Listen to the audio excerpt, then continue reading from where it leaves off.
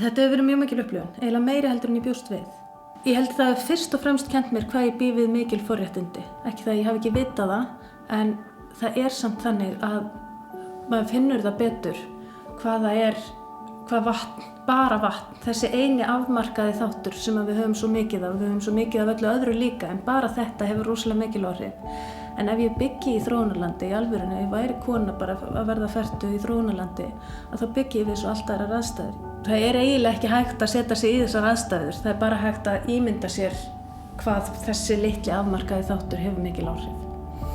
Og það kennir manni líka bara hvað heimurinn ósanngjarn og hvað misskiptingin ofboðslega mikil á milli landa og milli heimsálfa, sem ekki lögmál, heldur eitthvað sem við erum bara með bara í grimmd okkar sem manneskjur búin að koma á, og auðvitað þurfum við að reyna að laga þetta ofsalega ójafnvægi sem á milli þjóða.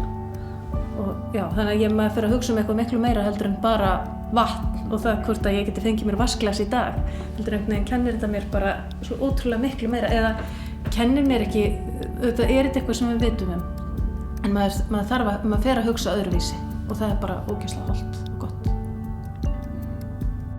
Svo það hvernig líf mitt svona bara hefur breyst. Þetta hefur tekið miklu meiri tíma heldur en ég hélt.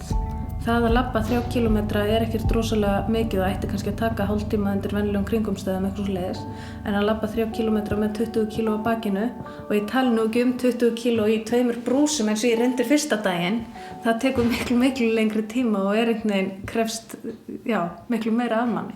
Fyrsta daginn til dæmis klúðruðum við þessu aðeins af því að þá voru þið komnir eitthvað svona 6:30 var það ekki, og ég átti að mæta í vinnu klukkan 9 og við héldum að 2,5 tími væri feiki nóg, en það endaði þannig að ég var rétt komin í Skerjafjörðinn 10 mínútur í 9 og átti að mæta á fund eftir 10 mínútur, þannig að það varð að keyra mig restina. Þetta var rosalega erfitt þegar ég var með það bara svona sitt hvora megin. En svo var rosalega gott þegar ég fattaði það að drekka í vatnsbólinu og drekka þarna í morgun var alveg brjálæðislega gott að geta drukkið svona endalaust. Í dag gerir ég ráð fyrir að nota þetta bara með mjög svipuðum hætti og ég gerði í gær, og meira að segja þarf ég minna að drekka þetta því ég drakk svo mikið á vatnsbólinu. Þannig að ég gerir ráð fyrir að drekka jafnvel 1 kaffibolla núna einhvern tímann fljótlega og svo bara vatnsglas með kvöldmatnum, og meira held ég þurfi ekki.